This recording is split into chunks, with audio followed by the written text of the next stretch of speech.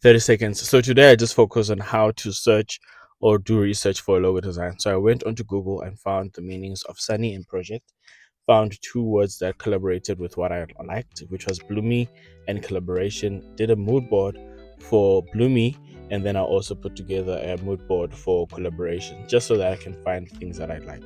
Once I found them, then I put the two together, found a font that imitated or got inspiration from the peel, the yellow on the left, then put together the logo using the S as an inspiration. Also noticed that the U in the Sunny was the same, so I used it for NN and also used it on Y after putting the projects using a font called Oxygen. Then I, yes, put together a color palette and a pattern. After putting those two together, also used collaboration. And yeah, link is below. Please subscribe and enjoy.